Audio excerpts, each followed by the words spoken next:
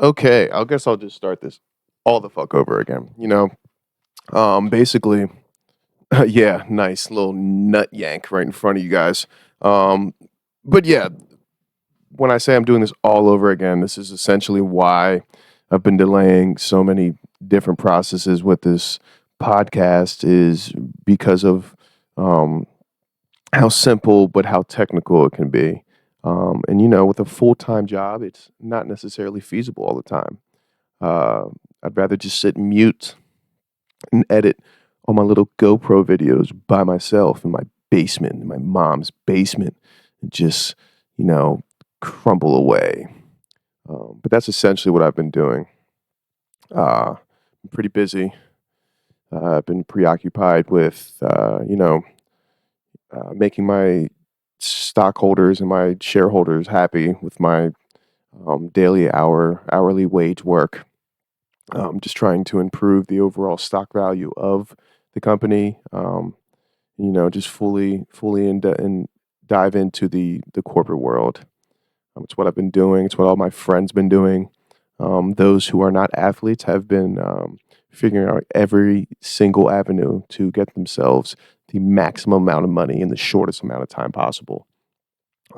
Yeah, man, felt good to get that off my chest. Felt good to just let it rip for a little bit, dude.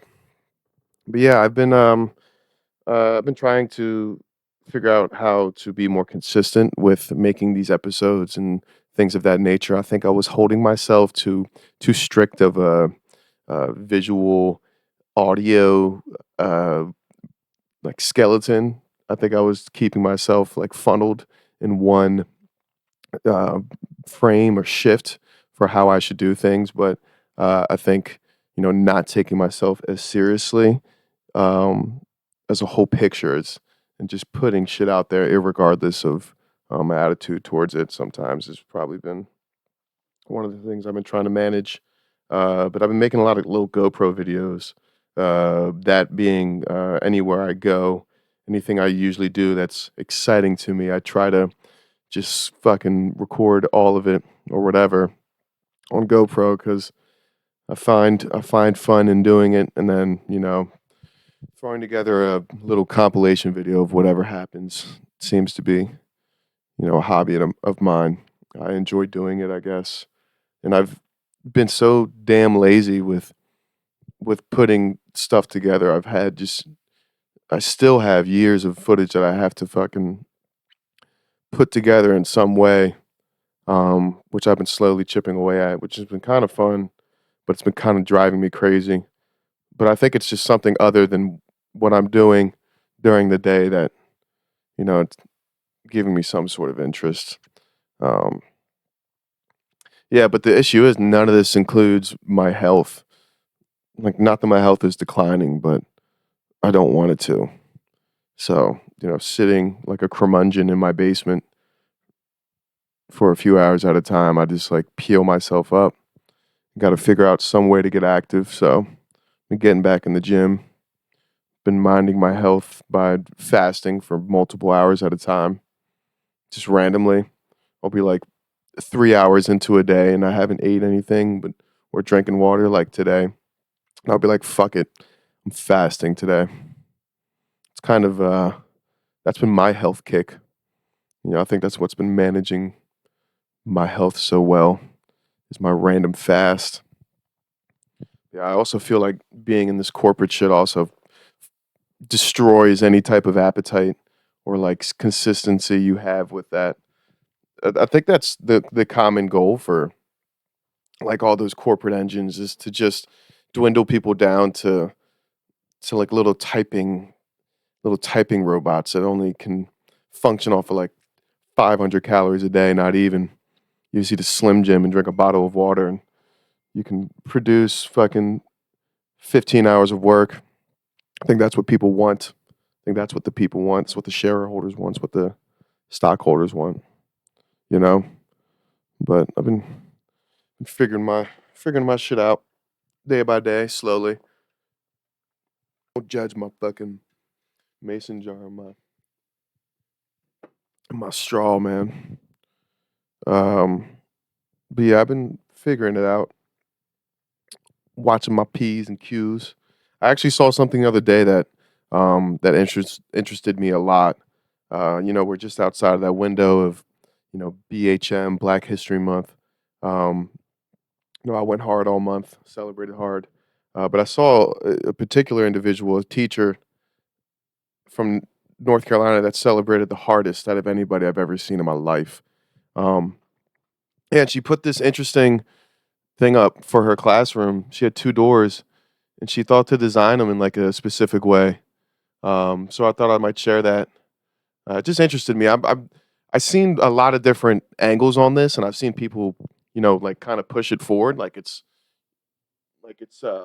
good, and then I've seen a lot of people just, you know, fiercely fiercely berated and just tear the teacher down, so, but for Black History Month, this teacher decided to design her doors in this aspect, placing one as a brown door with white text saying "colored entrance," and then another, a white panel door with black text saying "white entrance." Um, Now I didn't even realize what this article was until I read the title, and there was a fierce debate, and it actually got the decorations removed from her door, um, which is to no surprise for me because this seems like a bold preface to use as a lesson, especially depending on the age of the kid. When you look at this this school and these classrooms, like these got to be some younger kids, even if they're in high school. I just don't see myself walking into that classroom with my friends that day and there being any type of productive thing being done in class. It doesn't make like I've my biggest concern was the delegation and the decision makers for this, like, who did she ask before doing this? Like, how did she go into or go upon decorating these doors? Like, was it just after school one day and she just felt this sudden urge to, like, this is going to be a good idea? Did she get the idea off of Pinterest or something like that? Like, did somebody tell her about it? I want to know if anybody knew about this before it happened, because I know somebody had to say you shouldn't do that. And my guess is this teacher's probably white. This teacher's probably a white teacher thinking that, this is a good way to push this forward, to push the memento that we shouldn't do this anymore. But what I'm gonna do is I'm gonna decorate my classroom just how it used to be. It's nuts. It's fucking nuts. I Is it right or wrong? I don't know. I really don't know. We shouldn't deny the history, obviously. I don't think she's doing that, but there's different ways to decorate doors. Like Selma. There's hidden numbers, hidden figures. There's so many different ways to honor this month and to put it in a good light, in a good positive light. I just don't think this was the most productive by this teacher. Um, I've seen some people that said differently, but when you look at some of these quotes, it just the decorations were ultimately removed by the staff on February 14th. The daughter of the teacher behind the display told Crisis in the Classroom her mom was very hurt, alleging the removal occurred without her knowledge. Oh man. I mean, there's a way to do things, and that's not it. That's not it, Miss Teacher. Man, oh man. I give her kudos for trying something different, spicing it up in the classroom. You know, uh, again, I probably wouldn't have done that myself. I wouldn't have done that as a lesson. But what are you gonna do? And there was also another heated debate that I guess it closely aligns with this one. Um, a friend of mine had a significant other who was saying that saying the F word in private, and not the FUCK word, the one that describes or could describe a bundle of sticks. Um, the F word is the same as the N word, the derogatory N word. Um, and by saying them both in private, you're essentially doing the same deed, and it's the same sin. Um, this is another topic that I still don't know what's right. It's just crazy because I didn't think you would ever be able to compare those words because there wasn't there's there's movies like 12 Years a Slave, you know, about the history of why words like that are what they are. I've never seen movies in the other light or the other fashion. Did I've never seen that. I've never seen 12 Years a Gay. I've never seen that. Um, that was the reasoning that I used in the argument, but I'm not sitting here saying I'm right or wrong, but I mean, I guess it's actually a really good question because there's people who rap song lyrics and say the N word in private and then won't say it in public, obviously. And then maybe you are one of those people that say the F word in private and you won't say it in front of a person of that's bisexual or whatever. I'd see that argument. Now, is one more tenacious than the other? That's an argument for another day, I guess you could say. But I guess it's the pure physical act of saying it in private, behind closed doors, and not saying it in front of somebody. What is that labeled as? And is it the same thing? Are they the same word in weight? I guess it is. Are they as tenacious? Is each word as tenacious as each other? Because I don't know. Could you use that? Like I'd say my friend's a bad golfer in private. Would I say it to his face? Probably. But maybe in the case that I don't, does that make me what does that make me? Not saying that my friend's a bad golfer. Do I not say that to his face? Am I not a good friend? It's like, do you tell your friend to not date that girl? Was I ever that guy? Where did I ever not do that to a friend? Maybe. It's just all it's all debates, all the debates. But the thing is, though, through all this, even through the obviously the colored and the white entrances or the F and the N word, like I think the important thing is that we hear both sides, and that's what we did in at least in my case. This case, the teacher she went upon this herself in the conversation we had. We at least heard both sides, whether or not we agreed or not on everything. That wasn't the point. It was the fact that we heard each other out, and I actually came with a different understanding from the conversation, and that it might be the same. And now I have to go forward with not that I have to begrudgingly, but I'm going forward with this newfound perspective. Now, am I just going to say this willy nilly in private, or am I going to, am I going to tighten it up?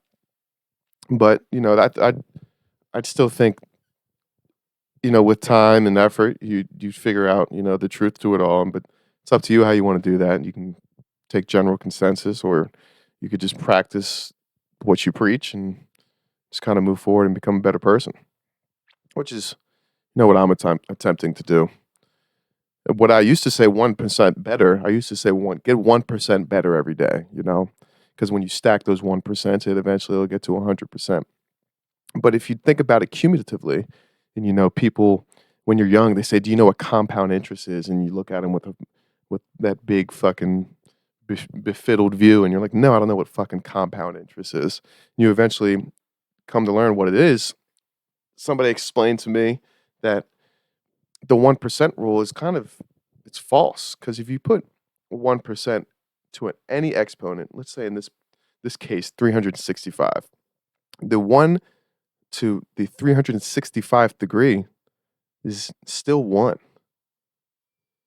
So my thought process on getting 1% better every day was trash, and I've been saying this for damn years. I've been saying 1% better for years, and I guess now is when I'm realizing that it actually doesn't hold any value at the end of the day. It's about putting that little extra inkling of a percentage in there. And then when you take that same 1%, you make a 1.1 to the 365th power, you get some crazy fucking number. You get some crazy big number. That's the idea is compound interest. You got to put in that extra 1%. So, when I take that to the arguments we were just talking about with different words and the viscosity and the tenaciousness of the word, um, instead of just being a 1%er about it, let's be a 1.1%er, you know? Because each time, if you put that extra point one in, it'll compound up to something big, dude, at the end of the day, you know? I think that's pretty damn important. I think what's going on in the world in the times that we're surfaced in, compound interest is, you know, from the Webster's term of it to the metaphor version of it, that we're ponging around here. I think it's important to understand that term, how important compound interest is, and it's like the dude, Bitcoin just hit $70,000 in the crypto stock market. Imagine if you were that guy watching that video in 2013 of that dude telling you to buy Bitcoin for $1. Imagine if you didn't do that and you saw that video and you were with that guy and now you're you're poor and you're lonely. Imagine that. Imagine seeing that. I think we all got a little taste of that during that weird COVID crypto surge or whatever, but not nearly as much as, dude, Bitcoin's reign supreme. And from the guys that I talk to, dude, it continues to reign supreme, and it will, you know. Um, but yeah, then let's jump off the 1.1 percenters. But I'm obsessed with that right now. It's been bouncing around in my head. It's been racking in my brain, that 1.1%. Have I been putting in 1.1% every goddamn day? Have I? And will I continue to? Who knows, dude? Who knows? Yeah, dude. There's a lot of things that I'm kind of upset about. Um, Not in a super negative or a bad way, but it's just like when you talk about improving how we are. What I want to improve is how people walk through damn doors, dude. I feel like we've all of our terminology has been very close on today. Doors and the arguments and everything. But anyway, um, dude, when people walk through doors, what is the idea that you must start on one side of the aisle, of the side of the doors, right or left, and must cross through the path of the doors and exit or enter through another door? Whatever happened to same side, right side, through the door, clear, open behind you, through the same side of that hallway, right side, clear, open behind you, walk forward. Now working in a building that has constant run throughs of doors and elevators and all that junk, I've seen more false, terrible, bad use of doorways than I ever have in my life. I've never been walking through a door on the right side, going to use the second right door and see crowds coming towards me to go out their right side of the door, but then open their door and then try to cross through mine off of, it's almost like an ease of access. It's like because of my door being open, as they open their first door, they want to just like slide out like a little, like they're water, like they're finding the easiest way of access to exit. I've never seen anything like it. It blows my mind. I'm getting goosebumps talking about it because I get so fired up about it. Dude, I want to freaking stone cold stun somebody coming through the doorway next time. Like I when I see it happen, I feel like my shoulders and my elbows just get like steel armor, and I'm just ready to like break a bone or break a limb because of people walking through the wrong side of the door. It makes no sense. And I just, oh my goodness, man, it blows my mind. Like if you're walking through a doorway, stay to your side. There's no need to cross through unless it's like not crowded and the guy just walked through and he's looking at you like, hey, this is an opportunity. There's nobody around. You open the door. I'm not going to make you open your other door. I'll keep this one open for you.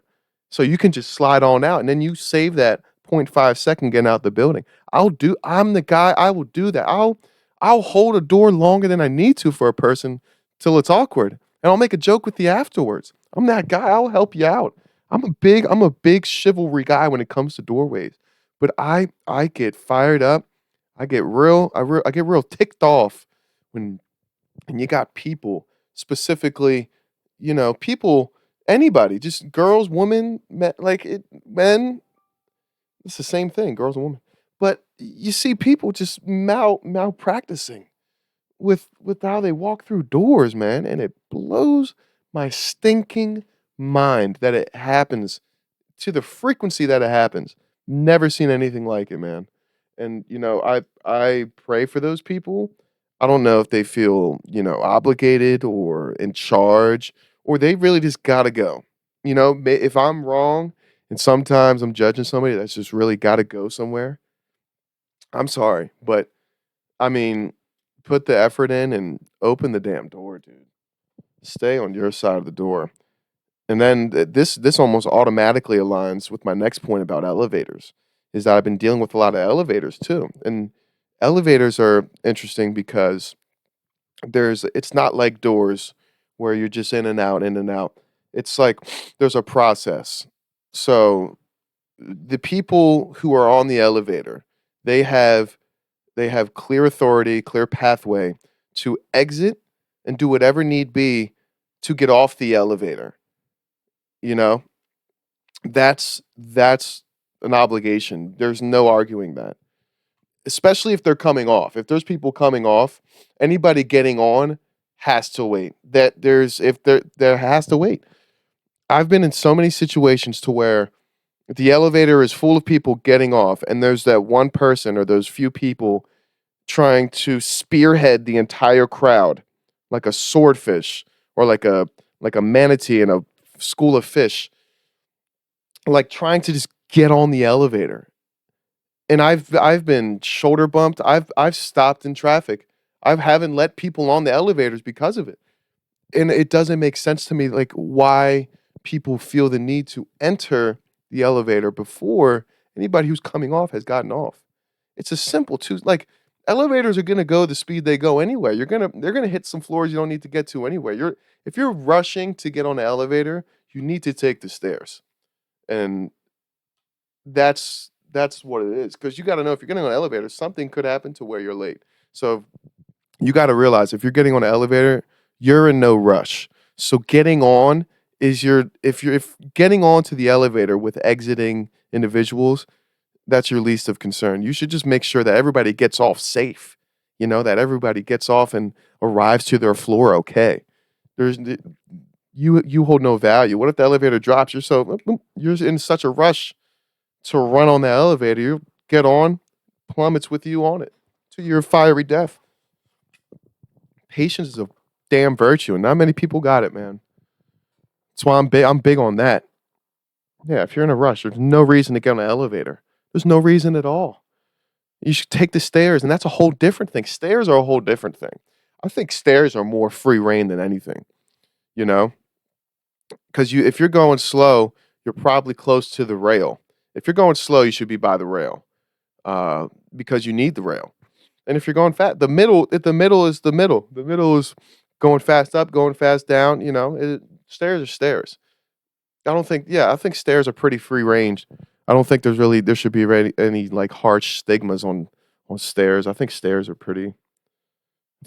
normal when it comes to that type of stuff. I don't think anybody should get so upset about stairs. You know, that's a skillful task. That's a different type of animal that you deal with when you get in the stairs. Uh, yeah, I guess I really kind of brought up everything I needed to talk to for the time being. I guess I should say like my next course of action. I don't know. I'd say like moving forward, I'd probably do some more of these. I want to blend more people onto these. Um, do some virtual stuff. Also get kind of back to the traditional thing I was doing, like sitting down and talking with somebody, because I know that's way more enjoyable than sitting here and listening to me blabber about stairs, elevators, and you know, the walkovators and stuff. But yeah, I'd say moving forward, I'm just gonna try to get more consistent. What I'm doing here, I'm starting to wrap my head around, and I'm probably gonna begin to do this more consistently. I'm just gonna say consistent 10 times. But yeah, it is what it is. Thanks for stopping by, dropping in, listening. Prayers go out to all the world, and you know, be 1.1% better. Bada boom.